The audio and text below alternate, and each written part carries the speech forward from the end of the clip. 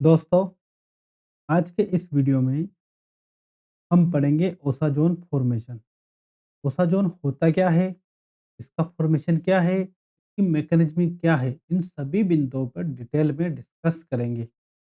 इससे पहले वाले वीडियो में मैं कार्बोहाइड्रेट के बारे में इंट्रो पढ़ाया है, उसका क्लासिफिकेशन और ग्लूकोज की कुछ केमिकल प्रॉपर्टी पर डिस्कस किया है। उसी और अदर प्रॉपर्टी हम पढ़ेंगे। उसी अदर प्रॉपर्टी में हम देख रहे हैं आज ओसाजोन फॉर्मेशन। अदर प्रॉपर्टीज में पहले डिस्कस कर रहे हैं ओसाजोन फॉर्मेशन। तो देखिए, पहली बात तो है कि ओसाजोन फॉर्मेशन में 3 मॉलिक्यूल किसके यूज़ होते हैं? पीएच, एनएच, एनएच2 इसको बोलते हो आप फेनिल हाइड्रोजन।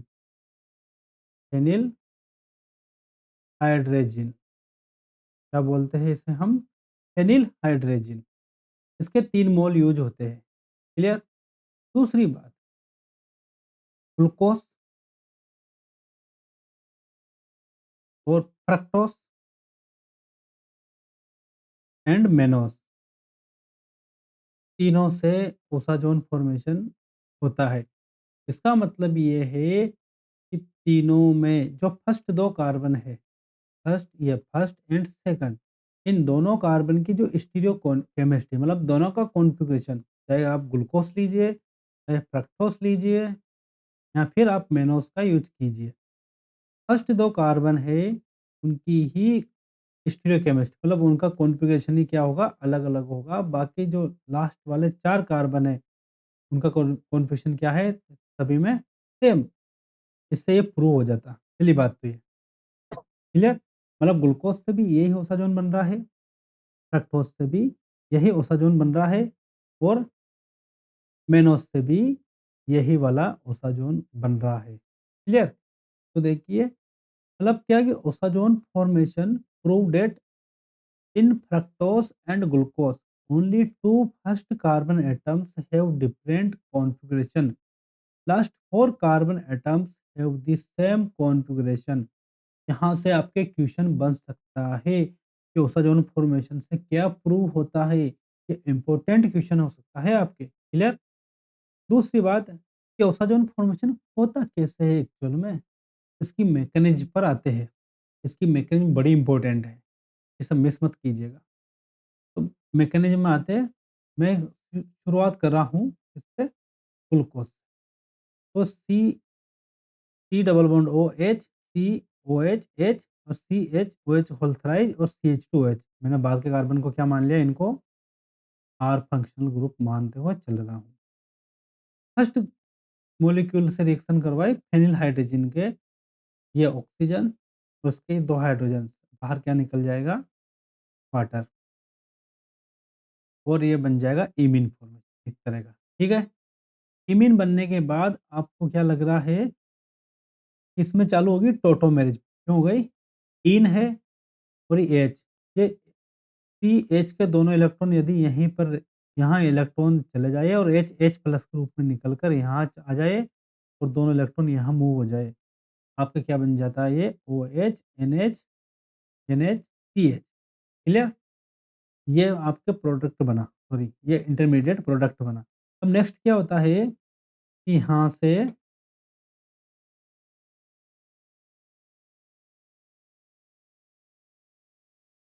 से क्या हुआ कि ये जो लोन पेयर उपस्थित है, ये यहाँ शिफ्ट हुआ, तो इसकी वैलेंसी 4 से ज़्यादा होगी। ये पाई इलेक्ट्रॉन दोनों के दोनों यहाँ पर शिफ्ट हुए, तो इसके लिए ये ड्राइविंग फोर्स हुआ कि दोनों इलेक्ट्रॉन इसको दिए और ये हाइड्रोजन यहाँ पर आ जाएगा और बाहर क्या निकल जाएगा? एनिलीन बाहर निकल जाएगा और आपके बन जाएगा ये इमीन। क्या बन जाएगा? इमीन। दूसरा मॉलिक्यूल आता है, एक कीटोनिक फंक्शनल ग्रुप जनरेट हो गया। दूसरा मॉलिक्यूल आता है किसका? फेनिल हाइड्रोजन का। देखिए, तो ये आया, ये H2 और ऑक्सीजन माइनस H2 बाहर निकल गया, मतलब वाटर बाहर निकल गया और ये बन गया वापस। क्लियर? तीसरा मॉलिक्यूल आता है हमारे पास फेनिल हाइड्रोजन का। तीसरे मॉलिक्यूल ने क्या किया? ये कहा ये तो ये इसका हाइड्रोजन, इसका NH2 ग्रुप क्या बना लिया? अमोनिया। बाहर निकल गई और आपके बन गया ये प्रोडक्ट।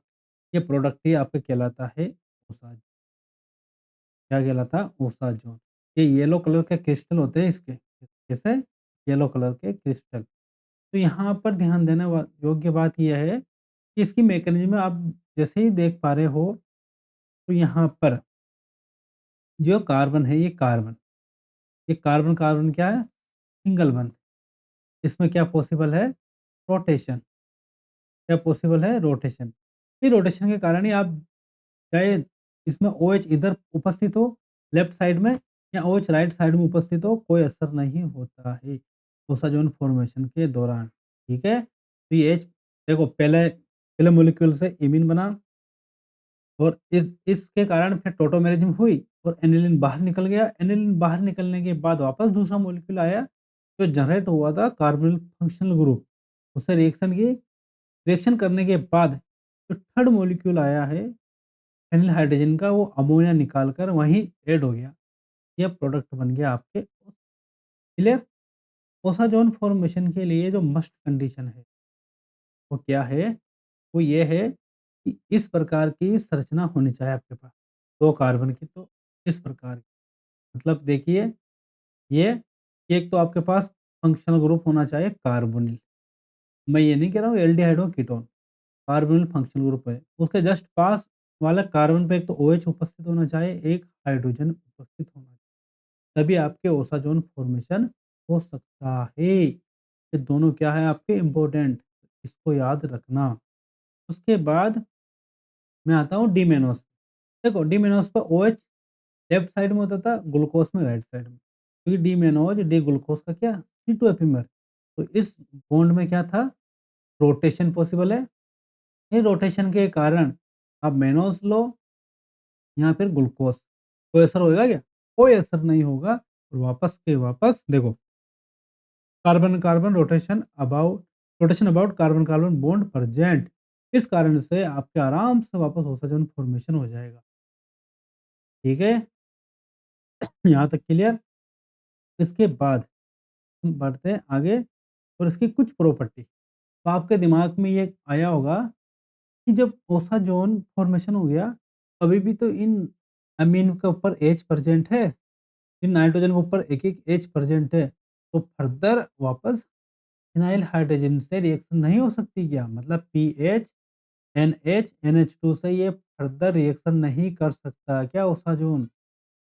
ओसाजोन फर्दर रिएक्शन नहीं कर सकता क्या? तो इसका रीज़न है कि नहीं कर सकता। आंसर तो है नहीं कर सकता। क्यों नहीं कर सकता? केमिस्ट्री में देखो, साइंस में ऐसे नहीं चलता कि नहीं कर सकता।